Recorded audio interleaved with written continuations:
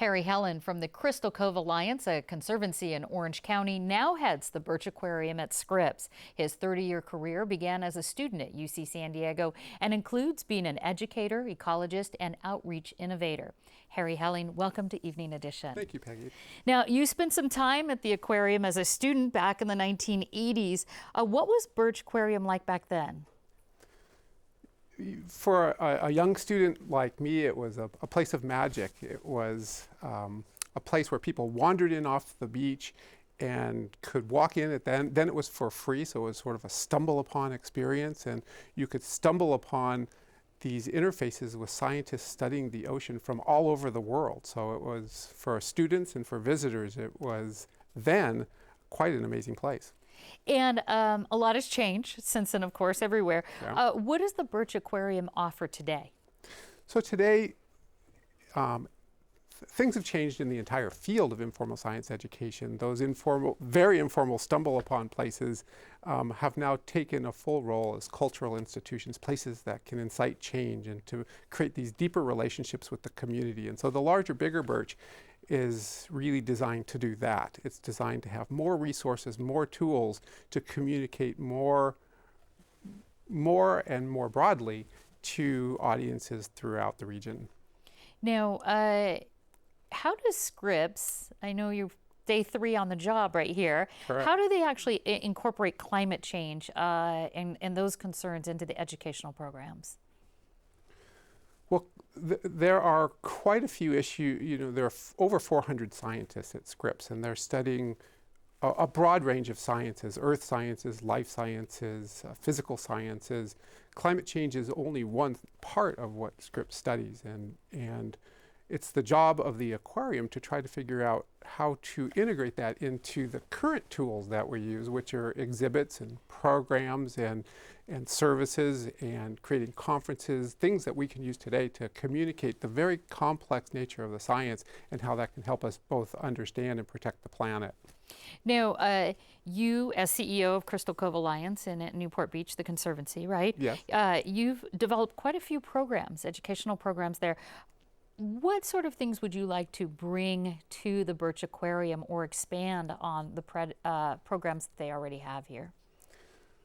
Well, I think the interesting work we were doing at the Conservancy had to do with working in that delicate space between research, resource management, and education. So those are oftentimes treated as three different subjects, three different approaches. Our work at Crystal Cove was to bring them together and to try to work right in the middle so that science became a way for us to better manage our resources, and the educational community was immersed in the science and the resource management. And so putting those all together creates a win-win across all three. And I think at the Birch, my hope, and I believe part of the reason I was hired, was to perhaps bring some of that now here, taking the much bigger and much more complex Scripps and their research and beginning to build bigger, better, stronger bridges to both education and resource management. Now, recently and in the past, the aquarium has actually done some joint projects with SeaWorld. Are there any current projects underway? No current projects underway. Will there be in the future, in light of the controversy happening at SeaWorld? I think that, and again referring to my prior answer, I think that Scripps as a whole, I think is moving very slowly from a place that investigates and tries to better understand how our planet works in all areas.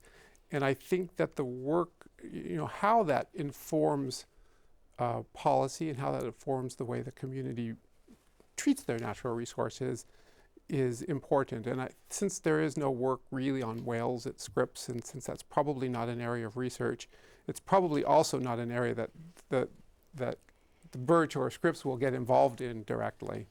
And we will have to end on this, but I know Birch Aquarium is supported through Scripps Institution of Oceanography and UC San Diego. How do you see that collaboration being beneficial to the public? Well, the first answer to that is I'd like to just mention that Birch is not a freestanding, isolated, unit. It is an integral part of both Scripps Institution of Oceanography and also UCSD.